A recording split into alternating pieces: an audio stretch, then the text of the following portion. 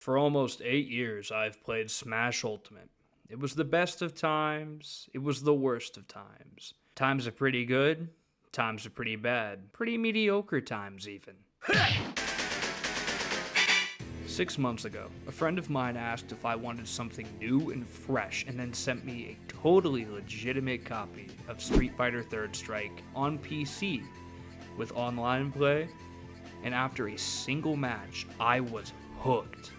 So today, I'll be talking about what makes this game so enjoyable and how much fun it is. And if you enjoy this kind of content, you should subscribe because it is the basis of what you all want to see, and it is the only metric I can tell from. How this silly little fighting game fixed my mental health. When I was introduced to Third Strike, the issue I had was burnout. For almost 3 years, I basically played only one game for content. I tried to mix it up in my off time, but there was only so much I could do in one game for that long. It's not like Minecraft or Red Dead Redemption 2, and even those games can get old. But this game made in 1999 single-handedly saved my mental state and relationship with gaming as a whole. And here's why. Easy to learn, hard to master. Now, any game in a competitive format, one can say this claim, but a mixture of footsies, tapping forward the parry, then punish with your motion inputs, and the overall fluidness of Third Strike made it one of, if not the single greatest fighting games of all time. Obviously, I am speaking with bias, but you gotta understand. I was downtrodden and straight up miserable playing Ultimate constantly, and this game was my light at the end of the tunnel. But I just mentioned parrying and punishing, motion inputs. Plaxil, what are those? Motion inputs and parrying. Now, you need to understand I'm not an expert, nor am I patient, but I'll explain my understanding of Third Strike's attack system in such a bare naked way that you can see its organs.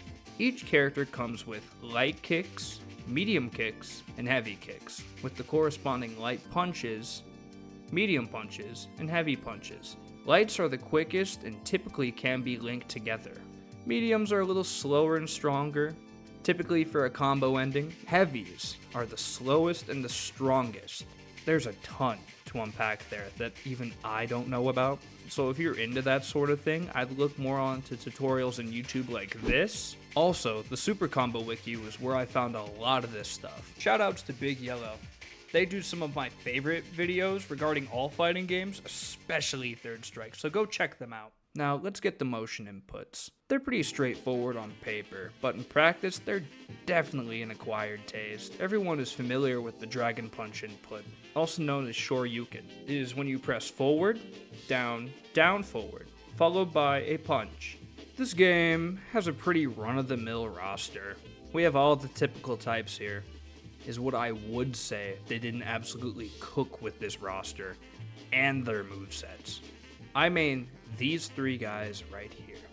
I want to talk more specifically about this guy. He's a low, arguably a mid-tier character named Hugo. Hugo is slow. He's a grappler, and you want to keep him at a distance. But this move right here is probably one of his worst moves in the game. It is his crouching heavy kick. His crouching heavy kick, his standing medium kick, and like the last hit of his Super 3 are overheads, which means that they can't be blocked while crouching. They will hit over your head. This game is filled with random stuff like this, and I could do a whole video on random stuff like this. Comment below if I should. But the parry system is what really ties this together for me, to be honest. Parrying is tapping forward when hit here, down when here, and forward again when here. Now, this seems silly, right? You just tap forward? Honestly, dude? That's what's got you gushing over this game, and yeah, I see where you're coming from, but something about it just tickles that little part of my brain, and here's why. Third Strike and most fighting and modern games use 60 frames per second to display and play the game. The timing of a parry in Third Strike is 10 frames for an input to be placed in order to land it effectively, from when the opposite move has hit you. I don't know the proper term. I don't know the proper terms here. I'm sorry. But an air parry is 5 frames. 60 frames in 1 second, and I gotta land the easier of the two in 1/6 of a second, predicting my opponent, and then executing these moves. The 3 big boom super that I was just talking about is a 720 plus punch. I play on an Xbox One controller. I can roll the D-pad properly and get it to come out.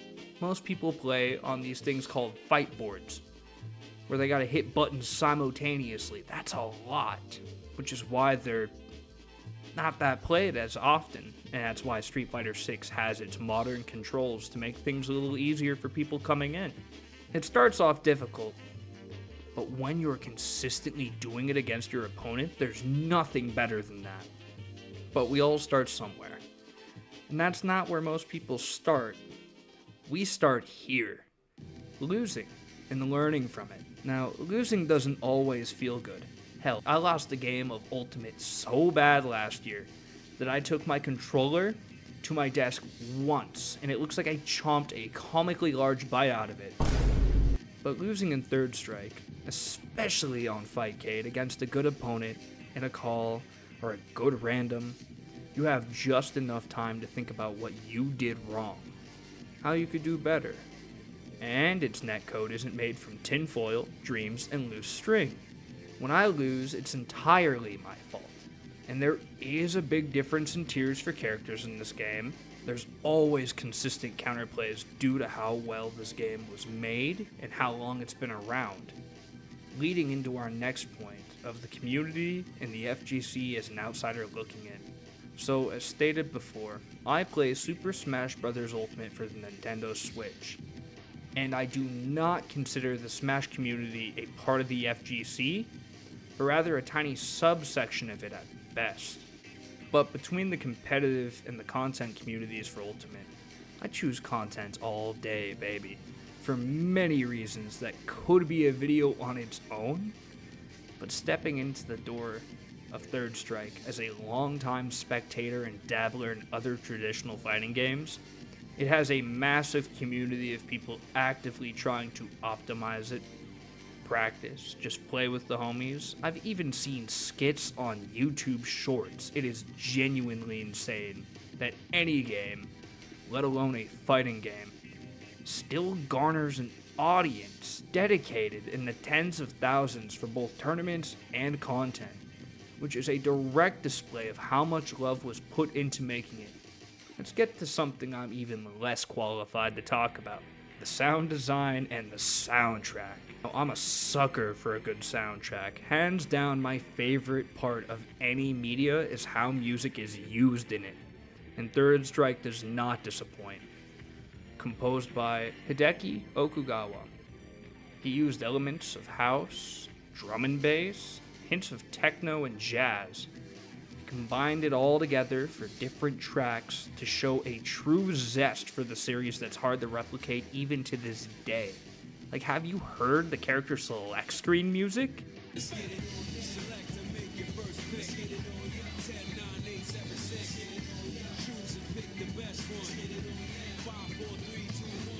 From what I've been able to find, the artist is named Infinite, and apparently he had to write all 3 songs and record them in one day, and he's the in-game announcer. But me gushing over it just doesn't do it the justice it deserves. It's all something I wish for you all to experience yourselves. My thesis on this is that Street Fighter Third Strike isn't for everyone, but you could be ignoring your favorite game of all time if you don't try it.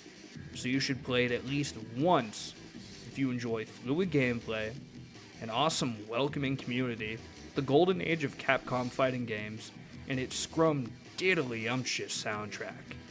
Check this game out. I don't know how to write scripts, but I really wanted to share this with more people, so I had to get this out here. I'll talk to you all later. Bye-bye.